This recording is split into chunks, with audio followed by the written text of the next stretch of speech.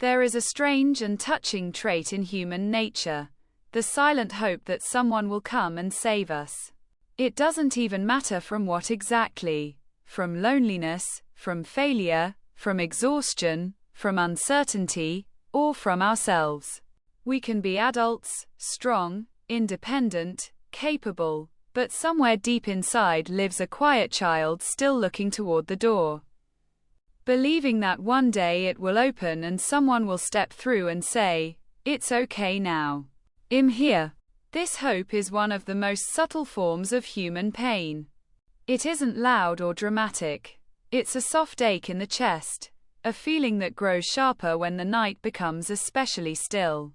We live as if standing by the window, waiting for someone out there to know how to fix our lives better than we can ourselves. But the truth is, no one is coming. And that truth is not tragedy, it's liberation. To stop waiting for someone to save you means to stop believing you are powerless. The act of waiting for a savior is a quiet surrender of your own strength, a small admission that life can only be lived through someone else's direction. We tell ourselves, once the right person appears, everything will fall into place. Once inspiration comes, it'll begin. Once luck turns, things will change. But while we wait, life quietly slips through our fingers, like water that can never be held. To stop waiting, you must first admit that the waiting lives within you. It hides behind the mask of hope, behind romantic dreams, behind belief in destiny. We don't notice how we postpone our own becoming because some small part of us still believes that life will pick us up and carry us forward on its own. Yet the truth is, salvation never arrives from the outside. It grows from within.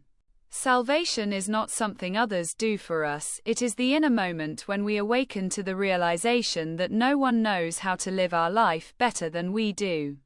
To stop waiting means to learn how to stand in the stillness of your own existence, without crutches, without external validation, without someone to tell you what comes next. It's not about indifference or coldness. It's about maturity, the kind that allows you to rely on yourself, even when everything is falling apart. The one who can be their own savior will never truly be without support. When you stop waiting for someone to come and change your life, you meet the one thing most people spend their whole lives avoiding: responsibility. It's frightening, because responsibility demands action, not pity. It forces you to rise even when every part of you wants to stay down. But in that moment, you meet your real self, not the one in need of saving, but the one capable of lifting yourself out of any darkness. To stop waiting for a rescuer, you must let go of the myth that someone out there knows the way.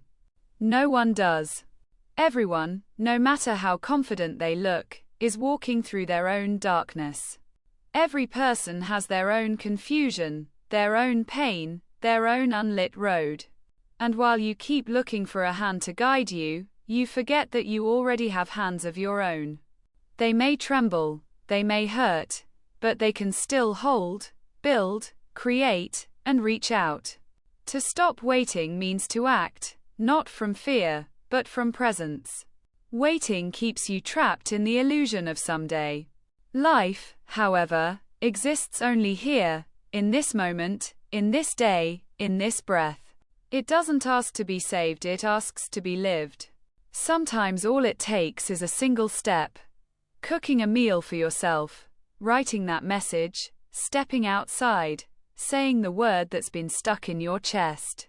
Small action brings you back to reality, because in the moment of doing, you stop being a victim and become a participant in your own life. The world doesn't owe us rescue. It's too vast and too alive to bend to our expectations. But it always responds to those who stop waiting and begin to move. Once you take a step, the world begins to shift. Not because it changed, but because you did. And maybe that's the real miracle. The day you stop waiting for someone to appear, you realize the person you were waiting for was always within you. The savior is not another human being. It is your own awareness, your own strength, your own readiness to face pain without running. How do you stop waiting? You let yourself feel the disappointment fully. You accept that no one is obligated to heal you, fix you, or explain life to you. You release the fantasy that there is a grand answer waiting somewhere out there. Life isn't a puzzle to be solved. It's a space to be lived in. You must start seeing yourself not as someone who needs saving, but as someone capable of creating. Creating meaning, peace, joy. Salvation is not a miracle. It's a process of returning to yourself. It's the journey through confusion, through loneliness, through darkness, but that journey always leads to freedom. When you stop waiting, you stop blaming. You stop expecting apologies, returns, validations.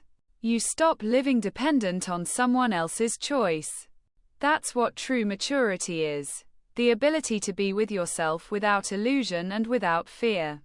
A life without waiting is not a cold life. It's lighter, freer, fuller. When you no longer need someone to prove you're worthy of love, you begin to love simply because you can. When you stop expecting someone to make you happy, you start seeing that happiness was never gone. It's here, in the quiet presence of what already exists. Let go of the idea that happiness comes from outside. It's born within you. The moment you stop standing on the platform of your life, waiting for a train that will never arrive, and start walking down the tracks yourself. Yes, the path will be long. Yes, it will be frightening. But that's the path where real breathing begins, deep, full, alive. To stop waiting means to trust yourself, not just with words, but with decisions. It's when you don't only say I can handle this, but act, even if you don't yet believe you can. It's when you stop seeking proof of your worth because you already know that worth is not something others can grant. Waiting is easier than acting. But waiting is a slow kind of dying. Acting, no matter how imperfectly, is living. And maybe this is what growing up really means, realizing that we were never meant to be rescued, we were meant to awaken. To stop waiting for someone to save you is not the loss of hope, it's the return of power. It's the moment you stop being the character in someone else's story and finally begin to write your own. And maybe that's when you understand, you never needed anyone to prove that you were worthy of life. You already are,